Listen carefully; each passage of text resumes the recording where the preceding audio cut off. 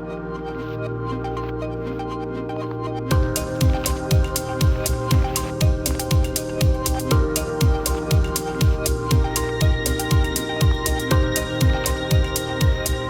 maybe I'll just pause it because I know it's super busy. So let me just introduce the project and make some announcements, and then if Nancy Harrison jumps on, I'll have her talk a little bit about these student success grants. But just to introduce them, they're really a great example of how the LTCC Foundation is focused on student success and also helping faculty achieve with some generous funding some things you maybe couldn't achieve on your own or through a class project or something of that nature. So every year the foundation solicits ideas.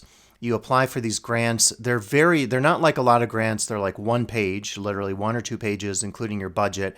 And you propose what you want to do in terms of a project for the next year. And the main stipulation is they want the project to focus on aspects of student success. So whatever you can envision in that sense would be maybe relevant to the grant. So if you're interested next year, reach out, talk to Nancy with the foundation.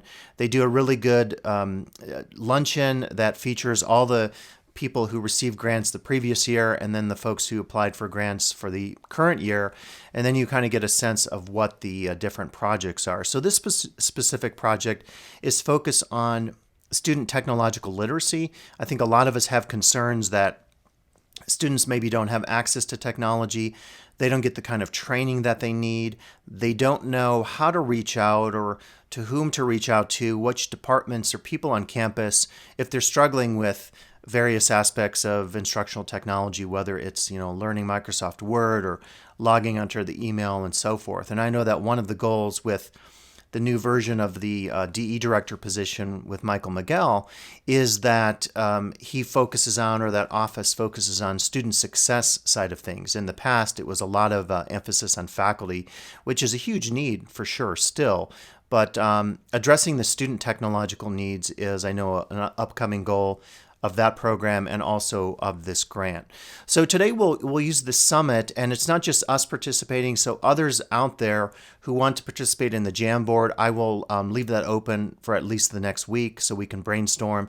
And then when I create the final video of this, it'll be part of this effort to really communicate across campus and get some understanding of how we can better meet our students' technology needs. And let me just mention that since Melanie is here, I haven't sent out the flyer yet, but she'll be offering her workshop. That will be coming up in March, and of course I will send out ample notification. It will be same time, Tuesday, 12 to 1 on March 15th, and she will specifically be doing a project for students focused on information and technology literacy. She did a great project when I was teaching the Promise Student Success class about giving students the critical thinking skills they need to sort of navigate through the clutter and noise of what you find on the internet. So she was talking about a specific project on the big Pacific garbage patch and trying to get students to see that if you read a scientific journal, that's a different type of presentation of information versus, say, what you read on a blog or a popular news site or whatever. So really excited about that workshop, so definitely tune in March for our next one.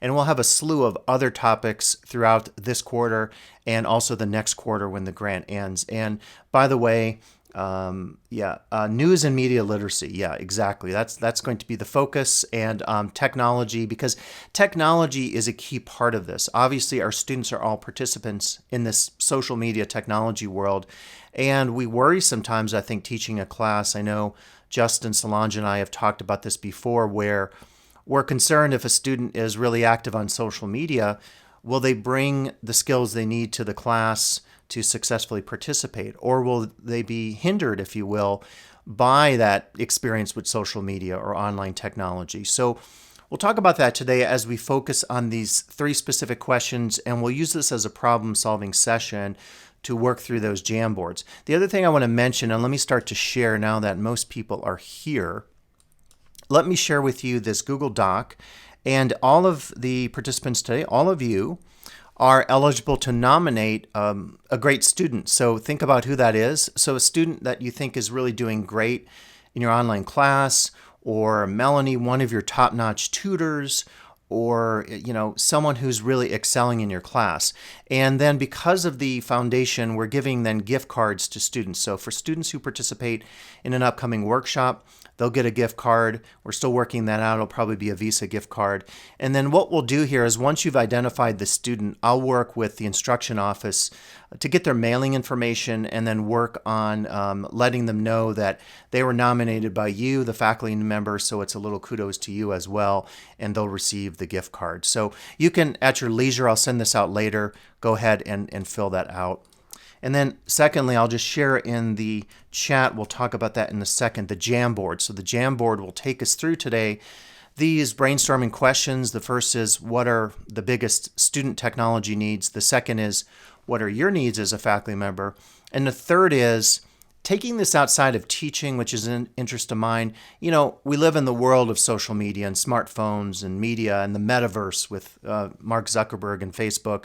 How does that help or hinder what you do in terms of your teaching? So just to give you a sense of the layout of what we'll talk about, these will be the three aspects of technology we'll talk about and work here on in real time. But let me just open it up to any questions that you might have about these foundation student success grants. And again, others on the call can also speak about these, or maybe general comments before we start about how we might approach technology, or if you think I maybe missed some key areas, we could add another slide here on our Jamboard and maybe consider those today. So any opening thoughts or questions, Solange? I'm very grateful that students are being recognized for their efforts and achievements. I'm very grateful for that. Will the students be contacted by the foundation? I'm working that out. I suspect so. One of the things the foundation likes is, media and kind of, if you will, proof that these workshops have happened. So I'm going to work that out with Nancy. I suspect it'll be a letter from the foundation with the gift card. And then what I wanted to say is the name of the instructor, the class, and kind of maybe I'll ask each of you to say what the student excelled in. So I'll work that out with Nancy, and then based on the spreadsheet today that I have here, I will get back to you. But those are great questions for me to work out with Nancy for sure. Yeah.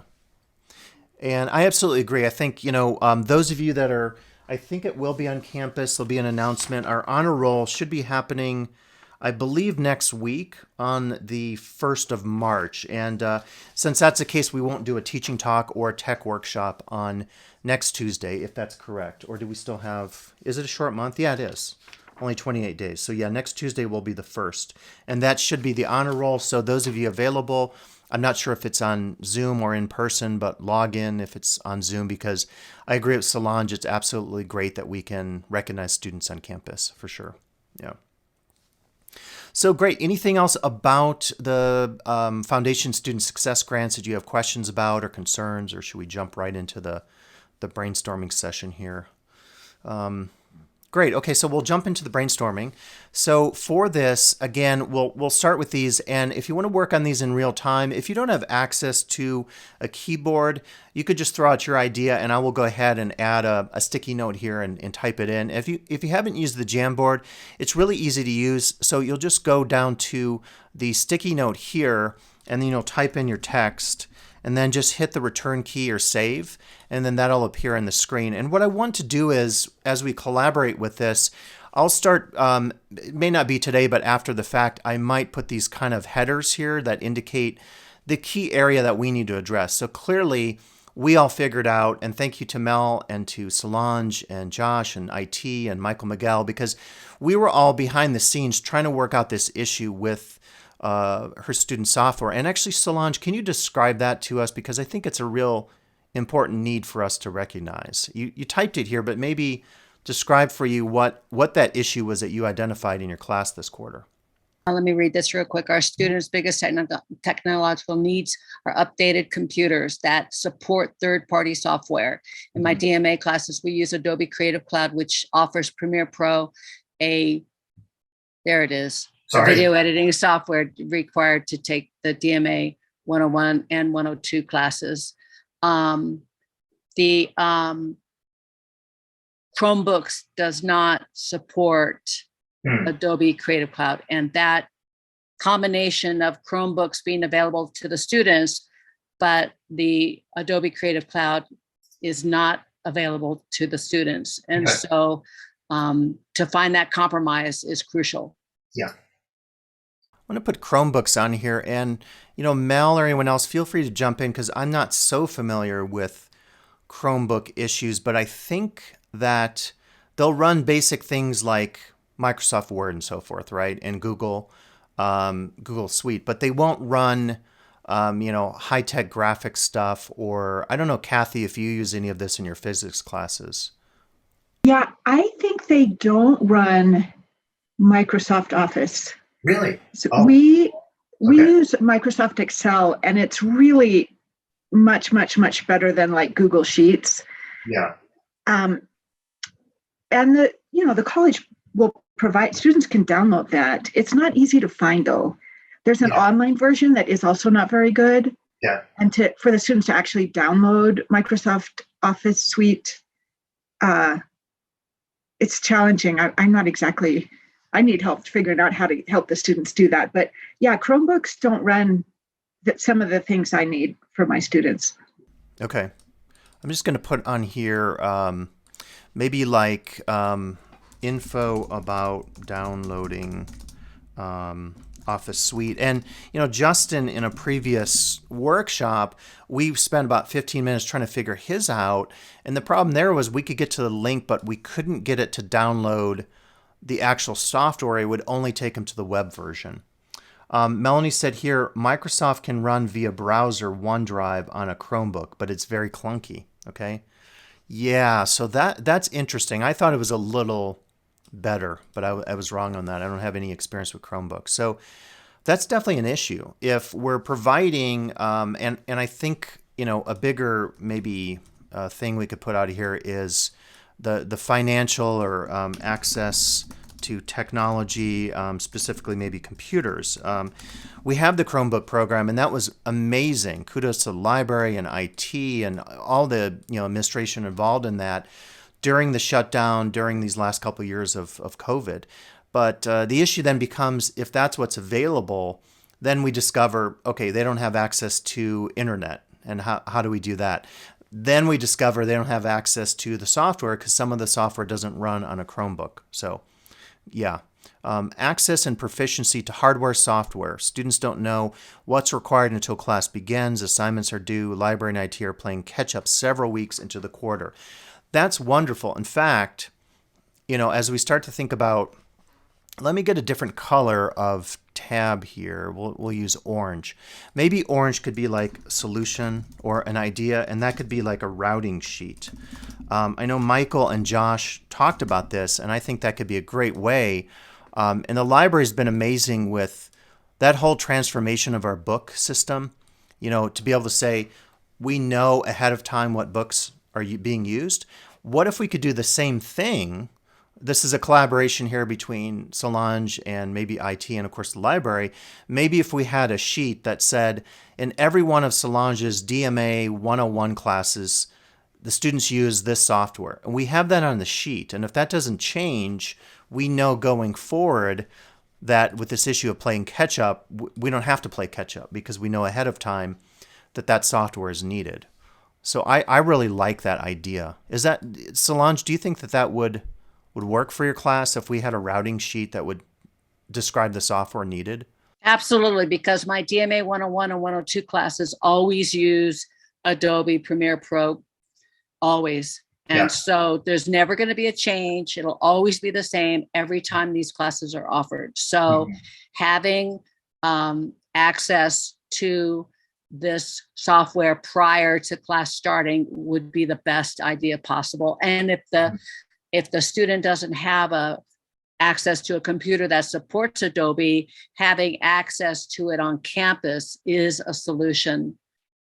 Up until now, the LCCC has been paying for Adobe for the students to use at home, but not all students have the computer to support Adobe. So the solution this quarter between the foundation and on-campus access has been a saving grace. I'll just put in here, it just reminds me local versus like distant students. this starts to get tricky logistically, but again, if we're concerned about student success, we have to think about it. But if Solange identified that 3 students were local and they could use computers on campus, and then we discovered if a couple of students were, say, in Southern California, and they didn't have the computer they needed to run the software, what do we do about that student? And then that gets kind of tricky because, in the old days, you could go to the public library, use computers, but often it was just for Microsoft Word and, basic web browsing. So that could be very interesting and tricky for those of you that teach very tech-heavy classes. And I would say definitely Kathy and Solange, requiring that kind of technology, whereas maybe me and Justin, it's more like students are writing papers. Occasionally, maybe they do something with a PowerPoint or maybe a video, but that can be accomplished via Canvas Studio. So proprietary software that's very specific to your discipline, I think is always going to be a concern. And the interesting thing with Solange is Solange has revitalized the DMA program, so her classes are growing, so that need is going to increase, the demand is there, and then it's the question of how does she get the students in need the software or even the computers that they need to do that work. So that's an issue of access, and that's a key one that Mel and IT and a lot of folks in SLT have been on the cutting edge front line of dealing with, because we know it's always been an issue. It's been an even bigger issue during COVID for sure.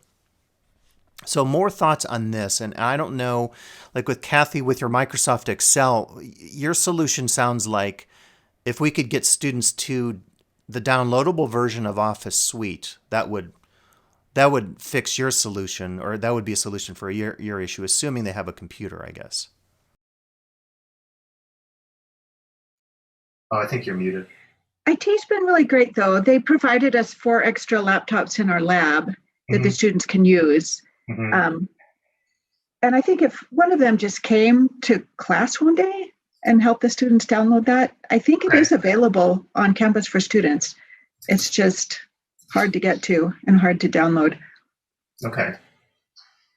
Yeah, and again, Microsoft, or that was just the message about the Chromebook. But yeah, I think at least in the past, the downloaded version of Microsoft Suite was available, I think, on campus. Yeah. And I'm reading some more of I love these sticky notes. It's important for students to know the costs associated with the class. Yeah. So maybe this routing sheet, and, Mel, I know all of you in the library are busy, but you've created that model. So maybe it's a model we can replicate and work with IT on. But what if you had a column for the software and then you had a column for the cost? And Solange would be great to loop in on this, because she was quoting prices for a few months, and then maybe you could explain it. There were different pricing things for Adobe. Adobe Creative Cloud is $85 a month. The student rate, I believe now, is $30 a month. And for 3 months, that would be $90 total per student. So yeah, maybe we can figure that out. Just to determine, how long will the student be taking your classes? And if it's the kind of thing that they're going to use in multiple classes, if they re-enroll, maybe there's an advantage for them having longer access to it. Plus, if they have access to it, what if they can use that, put that on their resume? Again, these are real skills, tech skills that students can put on their resumes to promote themselves, just like, we do it in our work. And, it might be beneficial for a student to have access to the software beyond your class, or beyond your class if they're using it again in the next class that you're teaching, like in a sequence or something. Yeah. Correct. My classes are sequenced. DMA 101, and DMA 102 are sequenced, and they both are Premiere Pro. Yeah, no, that's great. So yeah, I love how this kind of started with, Solange, your class need. It was a real need, and we came up with a solution, if you will, kind of short term. But going forward, I think having this routing sheet that is just like that version of ZTC, and ZTC is zero cost textbooks. And by the way, I'm a big proponent of all the free software out there. I know Solange and I have talked and collaborated about this. For example, I'll load it up now. I'm always using, in the class I taught last quarter, which did have some tech, I told my students about Audacity. Audacity is a totally free open source software that I literally use this every day, just if I have a file, like a voice file from my microphone, to adjust the gain or whatever on it to amplify it. And this is totally free. So the other thing we could do as an institution, and let me make a sticky note, is to collaborate to create a list of zero cost or open source software. And I'm a big proponent of this because it's saving everyone money, and it's also an example of just sharing. The whole zero cost or open source movement out there is trying to really deal with software that's proprietary or super expensive. If you do anything with Photoshop, there's a program called GIMP that is as full-fledged as Photoshop. Video editing is a little tricky, audio editing as well, if you want to do multi-tracks of audio or video. But the great news about a lot of this is we can collaborate and come up with a list of open source software. I don't know, is there any other types of software maybe that you use, Solange, that is free to our students that we could, I'm not saying we'll do the list now, but do you think that's a possible solution to some of this with? I did do research for zero cost video editing software available online, and none of them do what Premiere Pro does. No. None of them. Yeah, audio and video editing, it's a little trickier, but I'm hoping, who knows, maybe someone will come out with this. I never thought there'd be a free version of Photoshop, and there is. And again, Audacity is really wonderful for doing editing of one stereo audio file. So this is something I would love to be involved in, because I just, I use a lot of this technology in my other life beyond my teaching stuff and training stuff. So I think that would be great. And maybe somehow all of this kind of connects. Maybe in the future, we have some database that combines what Mel and the folks in the library have done with the zero cost textbooks. And they list all the textbooks, even if it's a for-profit or for-cost textbook. So that would be really wonderful to have that. I love this. Short how-to videos or screenshots in Canvas. That's great. So any of the tutorial stuff we can think about today that will help our students with tech literacy would be wonderful. And I know that's something that we're working on via Michael Miguel's efforts in his office, and other efforts going forward in student services, because I know that this has been a real concern. Having tutorials for all of us, including faculty, staff, and students, to learn the software that is out there. And some of you do this. Solange is a great example where she will introduce like a program like Premiere Pro to them, and they workshop throughout the class and they develop projects. And those of you on this Zoom today or watching this, check out the video of the teaching talk that we had focused on student projects, because Solange really talked a lot about how she uses technology in her classroom as a tutorial going throughout the multiple weeks of the quarter, culminating in a final project. So some of you might actually use technology in that sense as a final project. Do you want to say anything about that, Solange? Each week is dedicated to an element of Premiere Pro, and whether it's picture, sound, transitions, graphic design, all the elements of Premiere Pro are the first 6 weeks of the quarter. Each week is dedicated to one element. By week 7, the students get an actual short, an actual movie that does exist, that's been in the festival circuit with a script. And what they need to do is take the script, take the movie, and with their skills that they've learned the first 6 weeks, edit this movie into a final project. And that's their final, is the actual movie itself. So they've learned all the elements, and then they apply all the elements to make a movie. That's amazing. I think any opportunities that we can take in our classes to actively use the software. Actually, some of us, I was mentioning, like Justin and I maybe teach in disciplines that don't have a lot of tech, but I was mentioning to someone on campus recently, there's a great program called Zotero. It's spelled just Zotero. Google that. I think it's zotero.org. It's a bibliography citation program. I used this recently for a book chapter I did, and it saved me so much time. So this is an example of free software, totally open source, and it has literally hundreds of different citation formats for all the journals, all the disciplines. And again, it's something that emerged through the open source community, totally free for all of us to use. So, using software as part of your project, I think is a great opportunity. I'm just going to put on here software or technology training. It kind of goes along with this how-to stuff. Mendeley, is another one, and I think that's a bibliography one as well, right, Justin? Yeah, I think it's very similar to Zotero. Yeah. Almost Yeah. identical, just like competitors. But Yeah. And those are great examples of just, free software out there that we can all use. And the thing I like about Zotero is it teaches our students about formatting, and bibliographic formatting is one of the most challenging things. Like, depending on the style you're using, if it's APA or Chicago Manual or social science, whatever it is, you have to change the format of your citation if it's at the end bibliography versus if it's an endnote citation. I was just working with this recently, pulling out my hair because I was forgetting, the rules with capitalizations and periods versus commas and so forth. So what I love about Zotero, or it sounds like Mendeley, is that they teach you something and they're also free to use. So I love that, going back to kind of this idea of the training side of software and technology.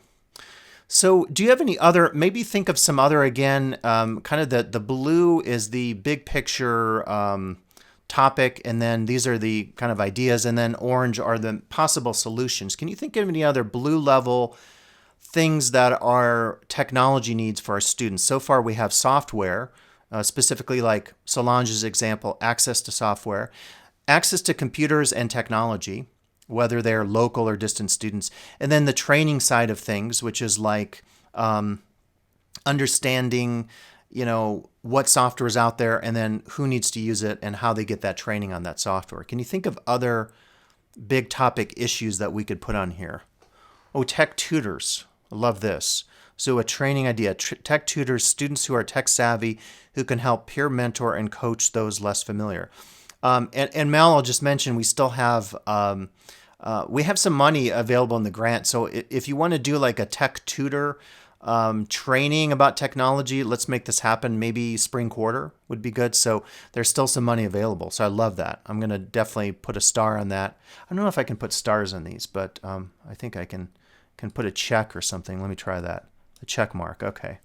Or maybe I'll put a smiley face by that one, because I think that's an idea that we could it's not a great smiley face. Okay, that's not so good, but that's one that we could probably prioritize with the grant this coming, maybe next quarter. I'm thinking spring quarter. That's great.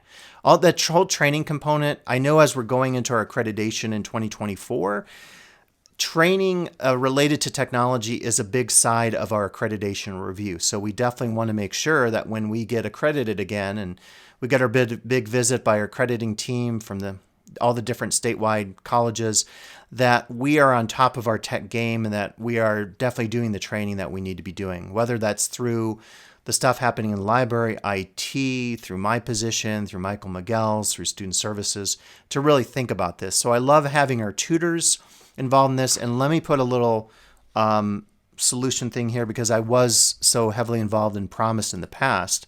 And now Mike Spina is teaching those classes. But with our new director, Antonio Benitez, our Promise program is a great place to introduce students to technology. And for those of you not familiar with the Promise program, it's a free program for our students that provides them with free tuition and books and all sorts of perks. And they all enroll in a first-year experience class. And one of the things we really highlight in that first-year experience class is things like, managing your checkbook and being financially literate, and also being technologically literate. So knowing how to use your phone and set up a calendar, maybe sync your calendar with Canvas or whatever. So using programs on campus, whether it's Promise or maybe there are other student orientation programs about specific to some departments. Let's again collaborate on that, and maybe that's another opportunity to really increase our students' access to technology. So I think that's another opportunity. Anything else we're not hitting? What about Justin? We've focused on tech-heavy programs, but what's happening in humanities or religious studies that you think we haven't covered here relative to technology? Yeah, well, a couple things. I appreciate you bringing up Zotero or Mendeley, as I suggested, because that is a very common thing for humanities, religious studies. Students have essays they have to write and are required and are graded on the accuracy of their formatting of citations and stuff. So anyway, I appreciate that. This is something that we talked about, I think, last week even, or before that. We're talking about having students using Canvas Studio to record presentations and such. And I made my own instructional video, but I don't feel like it was the greatest, because I was actually using other software, free recording software, OBS Studio, I think it is. Yeah. And then I had to give it permissions to see on my screen, the Canvas Studio recording stuff. And so I don't know, there was parts of it where it got kind of choppy and a little questionable. I found I've seen yours that you've done, but yours are geared towards anthropology, so I don't necessarily want to give that link to the class, because it could be a bit confusing. I found a professor, I think at another community college somewhere maybe, who shows on YouTube how to use Canvas Studio to record like a presentation or whatever. But his also is slightly geared towards his class, where he wanted them to go and actually look at YouTube videos and review them or do something. And so that kind of interrupts, the instructional video on how to study. And the actual Canvas website, their instructions supposedly to students to do this is very confusing, and it isn't very good. So I'm just thinking it might be helpful to have sort of someone from, whether it's one of us or someone else from Lake Tahoe Community College, put together like an instructional video on how to use Canvas Studio, which is not geared towards any specific discipline. Yeah, that's great. Just shows them how to utilize it and so on. Short and sweet, something that they're going to watch, something like 5 minutes long. I think that would be kind of helpful, and maybe other tools in Canvas as well, because our DE classes are quite popular. And I think most students, just even though they don't know how to do something, they won't reach out to anyone, and they're going to do really poorly on the assignment just because they didn't want to reach out, or were embarrassed to, or didn't bother to Google it or look it up.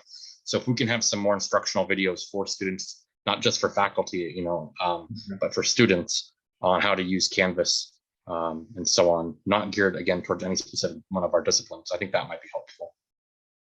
That's great. And so I put that down here, and they made a note, because I know that as they kind of revamped the position with Michael Miguel now with online education, they're pushing a little more into the student services realm. And part of that $500,000 grant we had a couple years back with the CVC OEI was really building out our student success components with Canvas, and Canvas Studio would certainly be a part of that.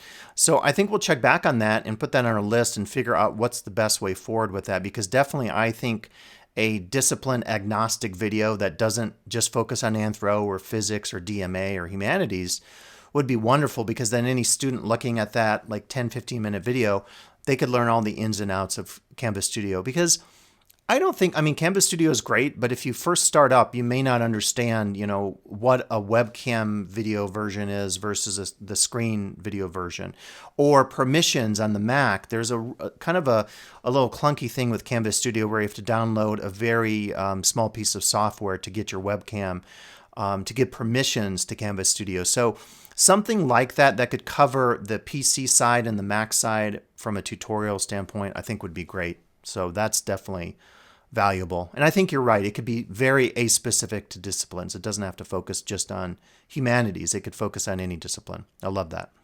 Someone just wrote up here, critical thinking, problem solving, skills to evaluate, troubleshoot, and persist. So that's I think a great opportunity. And let's maybe move on to the next slide. We've got a lot of great ideas here. I don't want to run out of time. Again, we'll come back to this, and I will leave this open and share it with other faculty so we can add to the list. So, and just to keep you up to date here, so the next one is your technology needs. The last one is kind of taking us outside of education, focusing more on social media and how our students are helped or hindered because of the technology outside of education per se. Okay, so the next one is we talked about the student side. This is maybe going to overlap, and if it does, that's fine. But as a faculty member, what are your technology needs? What are some of your needs that we could address that we're not addressing right now? So, who wants to throw one out? And actually, Solange, do you want to talk about yours because it was up here? So, third-party software. A faculty member, my biggest concern is making sure students have software required for each class I teach. All of my classes require third-party software. Also, I need to make sure that my computer is compliant. Yeah. So that's a part of it. Is my computer, am I going to have to invest in a new computer just to keep up with the software? Because there's nothing wrong with my computer, but it's not new. It is old, and it may not adapt to the new technology because third-party software is always consistently updating. So that's a concern of mine as a faculty member. Really important. We heard a lot of this when the college went to primarily virtual during COVID. The good news was they did offer some technology stipends. Many faculty said maybe not enough, just in terms of, what if you had to buy a new printer? What if you had to buy, I bought actually a new webcam. I wanted a good webcam. It was $285. I put it on my taxes. I have a good tax preparer, trying to deduct that a little bit. But that's an issue. I heard from some ISP faculty, they're literally burning out their printers at home. Excuse me, I have to cough. Because they're printing so many essays, writing comments on essays and sending those back to their students through the mail. In the future, if we do ISP via Chromebooks or some sort of computer technology, then maybe, people don't have to spend so much money. So just like with students, I feel like faculty have technology and computer access issues. Any others like that for faculty on the call now that you worry about keeping up with things at home if you're teaching at home? I know some of we're more back on campus now, but some of you are still teaching at home. So do you have technology needs that maybe a grant or some kind of fund would help with? And it says here, access to a functional adjunct office with updated hardware and software. That's been an ongoing concern at the college going back many years. I remember with the Faculty Association, we talked about this. I took a tour of the part-time office one time, and it was one of our part-time faculty who is full-time now, and I was shocked to see some of the old equipment in there. And maybe that's a grant issue. Maybe with future grants, we can work on something to really get our part-time faculty having the top-notch, really best part-time office that has top-of-the-line software and hardware, so they can do their work because they're teaching for us part-time and they don't have the luxury of having a full-time faculty office on campus if they're local. So that's another really good one that kind of falls in with tech and computer access, and almost like, I would even say that's like a facility issue.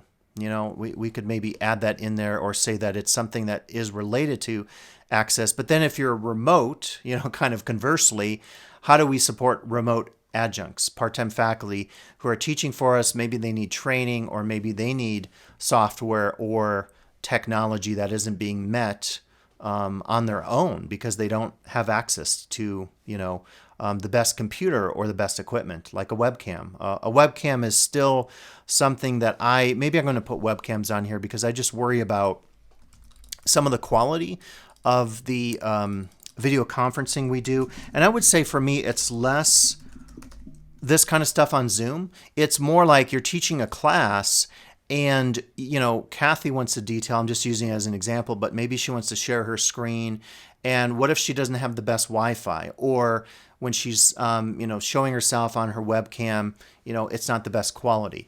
This happens with audio as well. And so the quality of the audio and the video directly does affect, they've actually done studies that for a lot of YouTube influencers, if your audio and video quality is low, you get less views. And as we move into kind of the future of education, which could be, aligning with the metaverse and all the Mark Zuckerberg plans, which some see as, potentially sinister.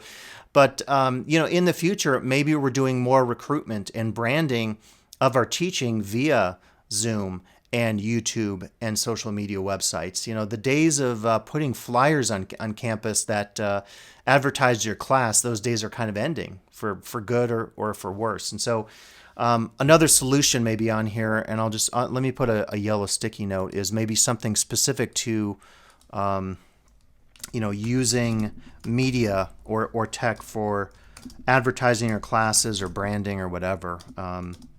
Just because I know a lot of us struggle with our classes making enrollments. And one way to do that potentially is to use social media to get the word out about a cool class that you're teaching. So, and let me read a few that have popped on here. So again, support for part-time faculty, wireless printing queue for reprographics. Faculty can send their print requests, handouts ahead of time, have them ready to pick up. And so I know we can do email version of this. I don't think we don't have the wireless version of that yet.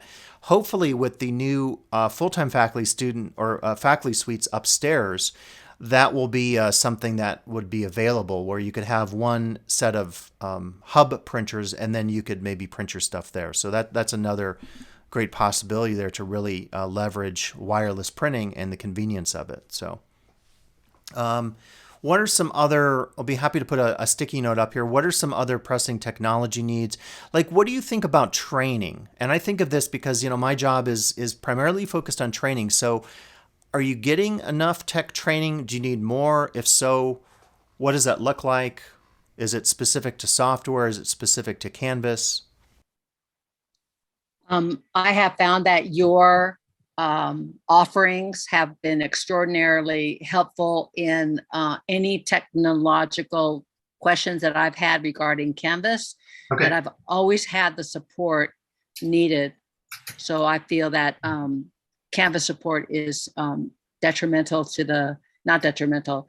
Canvas support is crucial for the faculty training. And I have always felt major support for Canvas training. That's great. And I'll just say, and I know Kathy is going to jump on, that's something we have to do ongoing. And I think I was meeting with Michelle Risden recently and saying, like, we haven't really figured out the onboarding process. When we hire new faculty, what are their needs? We take them through HR and the instruction office and the email, but then it's sort of like one-off. It's like, okay, connect with Scott or connect with Miguel about Canvas. I'd like to have a more like systemic approach to that. And a part of that would deal with technology. So maybe like that routing sheet that we have for textbooks and software, maybe we could have some sort of way of routing each faculty member's needs and say, hey, this person is brand new in humanities and they need training on Canvas Studio. How can we prioritize that kind of thing? It involves coordination, but it's something that is going to set our students and faculty up for success, because if you have a new faculty member, the last thing we want them to have to do is struggle with technology that is learnable, if you will. It's something that we could train people on. So I love, that idea. Go ahead, Kathy. Yeah, I just wanted to say, I think support has improved tremendously in the past few years. Oh, good. Particularly with Michael on board now and with you in this position, I feel like there's someplace I can go if I have questions. And Josh now at IT, I think IT's been really responsive when I've had issues with the hardware, with the computers. I wonder if adding a section to the annual unit plans that was regarding technology might be a useful thing to where a faculty could check in every year as they do their annual unit plan to, with any needs they have about technology. I love that. Does the comprehensive, the CPR, that doesn't have it either, does it? Yeah, I don't think so. Yeah, that would be good too. Okay. What is an annual unit plan? What is that? It's something that each person who's responsible for a department has to write every year. Got it. Just kind of what's going on in your department every year. And then there's a more comprehensive every 5 years or something. Yeah. And it's something that the full-time faculty should be in touch with the adjuncts to get their feedback when they write that every year. For sure. Yeah, We I don't- love that idea. Yeah. We don't have a full-time rep. Oh, in and my if you don't department. have a full-time, it's probably one of the deans that Right. Does it? would handle that for your. Yeah. Okay. Yeah.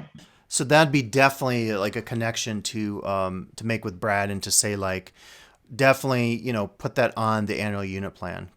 Again, if we add that, this is kind of a proposal, if you will. So yeah, but I love that idea because that way we can identify as an institution the needs. And again, DMA has really high tech needs, maybe compared to anthropology, much higher needs. So absolutely love that. Justin, did you want to? Oh yeah, I just wanted to add something too. If it's okay to change the subject slightly. Yeah, please. So I was thinking back to, you're talking about like training for faculty, especially new adjunct faculty, and with the high level of DE classes and use of Canvas. So I know you already have a ton of materials you've created yourself, which are, to echo Solange, are just exceptional and pretty much answer any question that one could have. But I wonder if it'd be worth having someone put together like a computer-based training that goes through kind of like really essential stuff about Canvas that faculty would need to know for creating the class and so on. And having that as a requirement, that's maybe part of onboarding for like new faculty. And then for any existing faculty, it could be optional or something highly encouraged. But it wouldn't take much work because you could just go through and take a lot of videos you've already recorded and just put them into some type of computer-based training with a little basic quiz at the end or something, that would help to give someone the basics. Because I know when I was new, I just remember it was exactly what you said. It was kind of like in an email, like, oh, just reach out to Scott at some point. So I reached out to you, and then you sent me like the flyers with links to your YouTube videos and things that I could watch to help me with that. But it just would be a lot easier if it was just like a computer-based training part of the rest of onboarding. Great idea. In fact, when I was meeting with Michelle Risden recently, we said, we could revamp some of those requirements that we have for the associate level step advancement. We do kind of big trainings, which are teaching trainings, but we could have mini classes, or we could have, series of these. Like I could offer every quarter some sort of general technology training that maybe covers these areas, or Michael Miguel could do it if it's Canvas or Canvas Studio. And then maybe we could say, if you attend a certain number of those, we'll track those. And then that could give you credit, if you will, for that associate level step advancement. That was typically that one big class. We could come up with some creative ways to have this stuff count. Because the thing I don't want to do, on the one hand, I want what you're saying, more trainings to happen for new faculty. On the other hand, I realize like all of you are busy, and I taught part-time for a very short amount of time, and I was slammed. I just absolutely thought like this is one of the hardest careers, like being a part-time faculty member. So I want that to be available, but then I also worry about if we make it too onerous or required. If we say when we hire you on as a new part-time faculty, you have to teach or take 5 trainings, that could be very just a real time crunch for our part-time faculty. So maybe that's part of this conversation. How do we do that, but not make it too challenging for people to have to do a bunch of trainings, but yet have them available? I was going to say that I think that's true, but that depends on the time frame from the point of hiring to when the term starts.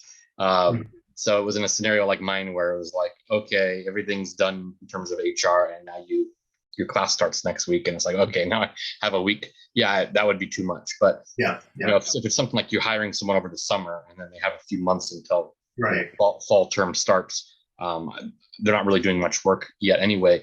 And especially if you don't give them access to Canvas until that kind of onboarding is complete, then it's a logical progression anyway with plenty of time. But I think what you're saying is exactly true.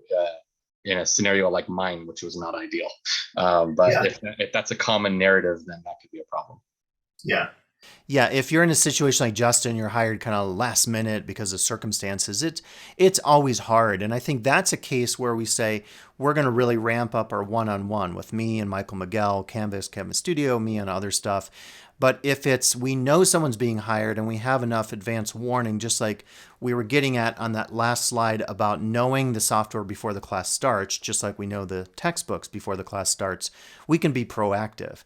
In order to be proactive, though, like we need a plan. And that's what I always say. It's like maybe we need to revamp how we onboard people, but make it fair, make it useful, and don't make it a lot of busy work. So we could do the same thing with technology. And I love this idea here of a learning community that could meet every month or monthly and hold workshops or a showcase where people get a stipend. It's part of professional development. So it kind of, I would say this kind of relates to training, and they're learning and showcasing technology. Absolutely love that idea. Let's go on to, I know we're running short on time. Let's go on to the last one. So this is kind of outside of education per se. So all of our students, ourselves, we use media and technology outside of classes and our work at the college. So what are some of the challenges or opportunities that you see out there specific to how students are involved, or you're involved as an educator, whether you teach or you coordinate on campus or you're a counselor? Again, a lot of you watching after the fact will maybe come from different departments. So what are some challenges that you think in terms of that outside technology? I feel that the challenge that I face is communication with the students, because my only communication with the students right now is Canvas inbox. Okay. And I can use their emails, and I know of some instructors who have actually given out their cell phone number for texting. And I wish I had a better, more of an opportunity to communicate with my students that would not require personal technology. That's great. We've struggled with this as a campus. I know Student Services and Promise specifically paid for a texting program, because the problem is a lot of students don't use email. It's Square. It's an old technology, right? So it's like, how do you get hold of them if they don't use their email? Do you use Canvas inbox? Do you text? I'm kind of like with Solange. I don't like giving out my cell phone number. I don't know. I just feel like it's invasive. But if that's the only way to get hold of your students, like, would you give out the number? Or would you just really double down on using Canvas inbox? Google Phone, wonderful solution there. Does everybody know what is available at Google Phone? You can go sign up for a voicemail number. You can do it right now. It's totally free. And then it all will then appear on Google Phone. And I can actually show you, let me just show you the screen, what that looks like. I think I signed up for one of these. It's called Voice. It's totally free to use. And you use it, and then all of that can be routed to that number. So you're not giving out your personal cell phone number. You're using Google Voice. So that's a great solution to that, to protect your privacy and keep some distance there. Allow text messaging, or is it only voice recording? Does someone know? Does it allow texting? Anyone know? I thought it did. Any idea? Yep, it allows for texting. Oh, cool. There you go. Okay, great. So that's actually a great solution to that. Great. The challenge of students writing papers on their phones. What's involved in that? Give me a sense of what that looks like. Who put that up there? I don't know. Was it Justin? No, it wasn't me, but I can tell my students are doing this. I can also tell that they're doing voice to text to write. Oh, okay. Oh, it's very clear. The way that some of the errors are, you can tell they're like misheard, because it's just like not a normal typo. It definitely was like a transcription from voice to text. So I know they're using like the microphone function on their cell phone and speaking into it. And it also sounds like they're talking too. You can tell the way the syntax and grammar are. So I know that's a big problem. Yep. I constantly putting in my announcements and things like, please be sure that you're actually like writing this up. So that's a bit of a problem. And then I have a similar related problem, but I wanted to bring up that is related to this kind of idea, but maybe after we discuss this one a bit. That's great. Yeah, I think, this technology impact on writing, this goes back for me years. I've been teaching online since 2004. And even then, social media wasn't what it is now. You would just see this, the lack of capitalization. They wouldn't capitalize an I or not having periods. And so a lot of us, if we're teaching in a subject where we say it's really about your writing, like in social science and humanities, we have to be a little more sticklers on this only because we worry that those errors, if the students don't take it seriously at the next level at a CSU, UC, or working in the corporate world, and they write their first memo for Google or they work on their first paper for their theology class or whatever, and it's full of a bunch of typos because they're using those shorthands or those conventions of the social media world or emojis or LOL, that kind of stuff. That directly affects student success down the road. So I always worry about this because it maybe seems like as faculty we're being, really tough on our students, but in some senses we're trying to make sure they're successful at the next level because the shorthand stuff that happens in the social media world doesn't cut it if you're writing a paper in an academic world or even the corporate world, like working for Google or whatever. So I think it's a super important point here to really, focus on that more. Providing availability of writing tutors, absolutely. So expanding our tutoring program because we know that tutors are, I'm not trying to be reverse ageist here, they're younger, many of them are younger, but they're kind of maybe a little more immersed in the social media worlds than some of us are, maybe just because of differences in age or generation or social groups.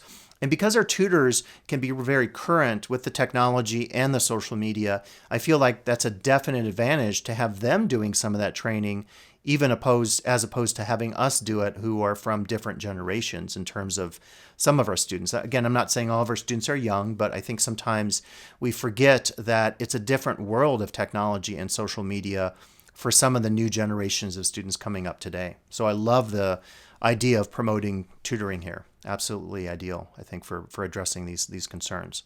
The tutoring should also include Zoom for the DE classes and the Eve classes. And Solange, it does include what's called, it's on their Cranium Cafe. So Cranium Cafe is kind of the version of Zoom. And then, yes, kind of, I feel like my brain is literally creating these. I was going to mention NetTutor. So if you log on to Canvas, NetTutor is a really great service that is staffed with student tutors who have at least a bachelor's degree in the discipline being tutored. And they're available for most disciplines, like they're available for anthropology. So, I mean, it's a really great service available on Canvas. It's one of those tabs you'll find on your Canvas navigation menu. Make sure it's enabled. It's called NetTutor on Canvas. So thank you for mentioning that. Yeah. Love the tutoring side of things. Yeah, if I can add something, and sorry, yeah. I don't have this up because my computer's running kind of slow. In fact, I might need to stop my video. Is library tutorials. So this kind of goes into this, issue of students accessing non-academic sources for their assignments. I can't tell me how many times I see stuff from like CourseHero.com and just random websites, Wikipedia. But I think a lot of this, not only is it because it's just easy for them to Google things, but also because they don't know any academic alternatives. And so as part of my classes, pretty much every class I teach, I always find myself having to give a tutorial on how to use the library and how to find books and peer-reviewed journal articles. Yeah. And also how to filter those out to e-resources that are fully accessible online, especially for DE classes and maybe students that are non-local. So it'd be helpful, again, to have maybe a short video. I don't know if I put this together, but of like a library tutorial showing how to just do basic searches and filter those results, especially gearing towards, again, e-resources and e-books and e-articles, so that students will have this alternative and not be as tempted to go online and, cite other things. So I think once they become familiar with it, it will eliminate their reliance on, just the internet or whatever. That's great. Absolutely. And Mel just shared a video link, and that's the subject of our workshop. I love it. Great segue for our next workshop in the Tech Grant in March. So, Justin, maybe you could jump on that meeting, and I know we'll have that available as a video, but that's exactly what Melanie does, at least in the workshop I've seen from the Promise class, taking students through the different types of sources and really reminding them of the challenges of using, say, something written in a blog post versus an academic article. So I think that's absolutely important. And in this world of technology right now, that's the impact there too, is it's an impact on information literacy. People are unwilling maybe, and we've seen this with COVID hysteria and, vaccine conspiracy theories. We've seen a lot of this happen in our world, and it definitely is something that we need to focus on with our students and ourselves. Information literacy and being aware that there's a lot of sources out there that are not reputable, for sure. So that's a great one there. There was I being very aware of time here, so we're going to close in a couple, let's say 2 minutes. There was one other I wanted to put up here, and it was specifically just as a placeholder for the future. I'm worried about student behavior arguments specific to DE classes, and the issue here is, students participate in social media, and then they take one of our classes and they maybe don't understand that the behavior standards in a DE class are much different than what happens in the world of social media. So I just want to put that on there so we don't forget. So any other closing, because I want to be aware of the time. I know everyone has to go. So anything else on here you want to just put as a placeholder before we log off? I will share this with faculty for the next week so we can continue to collaborate on some ideas. But these are super wonderful. I love the kind of beginnings of this. This is the first I've used Jamboard live, and I kind of love it. I think this is just a great way to problem solve that involves all of us talking and getting some ideas up here and sharing these with the wider community. So I just appreciate all the great brainstorming here. Any other ideas on this or closing thoughts today, things that maybe we need to address in the future? Anything else? No? Okay, well, cool. This was the first step in many steps, and so we will continue to talk about these issues. We'll make this video available, and going forward, we'll do some more workshops like this, and we're going to do the same version of this workshop with our students.